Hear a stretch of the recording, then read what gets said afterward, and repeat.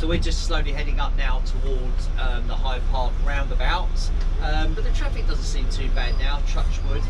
This is the busiest roundabout in London, over 100,000 cars a day coming around the Hyde Park roundabout. So we're going to go around it now, and we're going to have a bit of a look around the Hyde Park roundabout. There's loads of cool stuff up here, including Constitution Arch, which I recently found out you can actually go up and visit, which is exciting.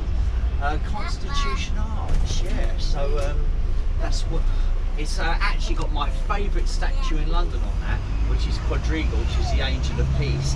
The biggest bronze statue in London. It was actually made in 1912 to celebrate world peace, which was a bit sad really, because 2 years later it massively kicked off, didn't it? But on the left hand side there, that is the Lanesborough Hotel, right?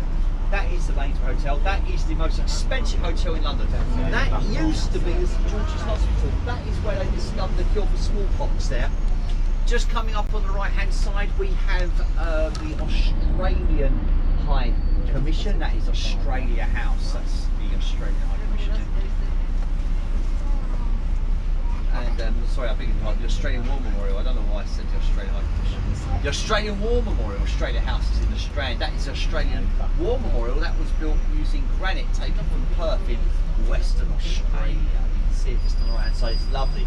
It has a fountain that comes over the side sometimes for running water. Sometimes you can see it. It represents the tears of all the soldiers who died defending Australia. And there's the Lanesborough Hotel just on your left hand side here.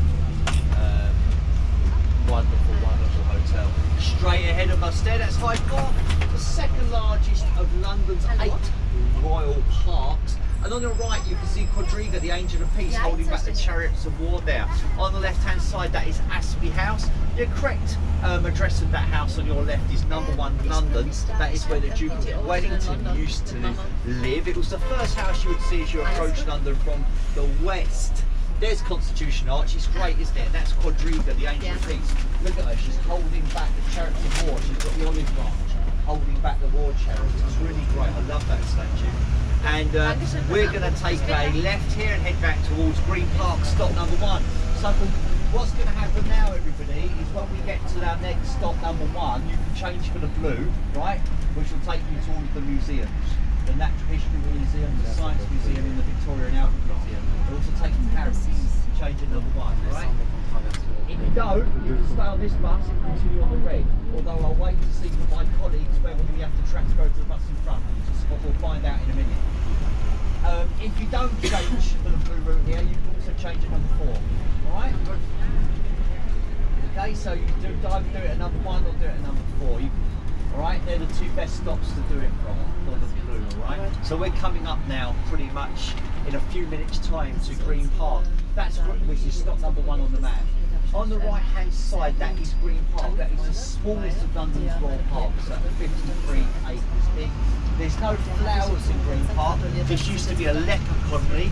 That's where it was a big leper burial site, which was dug up, and it was purchased the land by Charles II, who turned it into a royal park. A royal park was basically a hunting ground, in the olden days, an old royal hunting ground. That's what it was.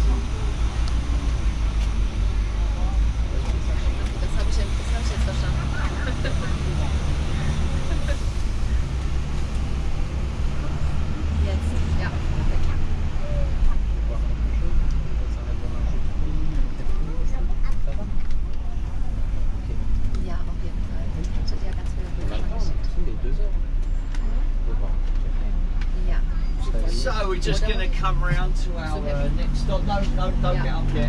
We've got a while. Okay, we're going to stop there. This bus is going to stop for about 10 minutes, right, before it carries on again. So there's no room to come down here. Just people standing on there.